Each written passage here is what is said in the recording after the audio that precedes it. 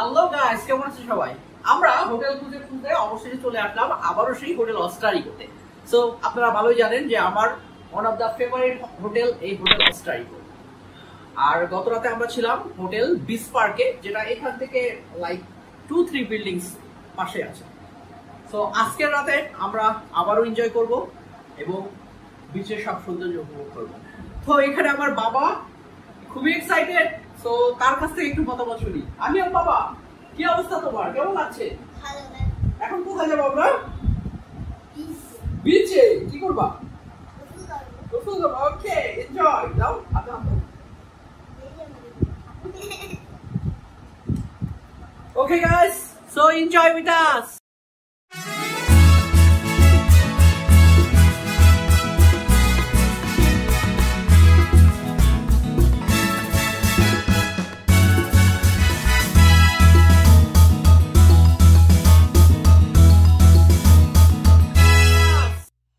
কক্সবাজার মানেই অন্য রকমের এক উন্মাদনা। এই কক্সবাজারে এক এক ভ্রমণপ্রেমী ছুটে আসেন এক এক টানে বা নেশায়। কেউ আসেন ঘুরতে, কেউ আসেন কেনাকাটা করতে।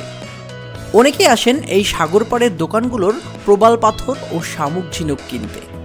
শামুক ও ঝিনুক দিয়ে তৈরি এখানকার জিনিসপত্রগুলো আসলেই বেশ মনোমুগ্ধকর।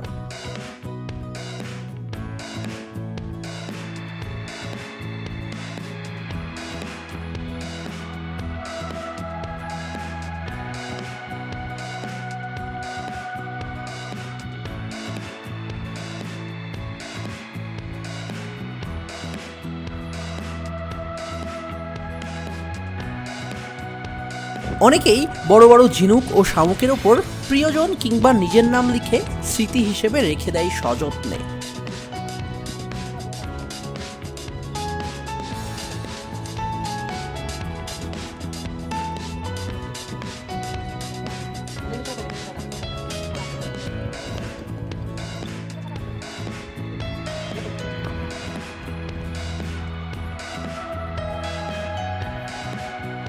আবার এখানেই খুঁজে পাবেন বিশাল সামুদ্রিক শুটকি মাছের সম্ভার।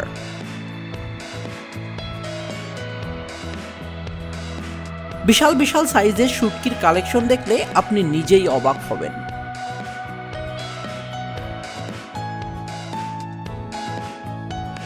,120 কিলোমিটার দীর্ঘ এই কক্সবাজার সমুদ্র সৈকতে ঘোরাঘুরির জন্য পেয়ে যাবেন বিভিন্ন ট্যুরিস্ট বাস।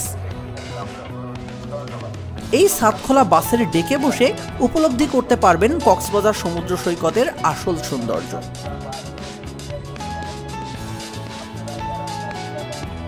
কক্সবাজার শহরে দিনে কিংবা রাতে সবসময়ই থাকে অন্য রকমের এক আলোকসজ্জা।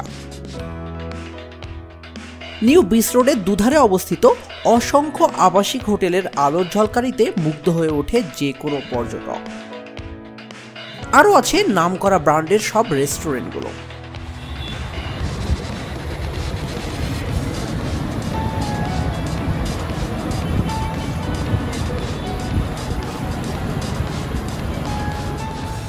কেএফসিতে রাতের খাবার সেরে নিয়ে আমরা আবারও চলে গেলাম বিচ পাড়ে। রাতে সেখানে আবার বসে গানের আসর।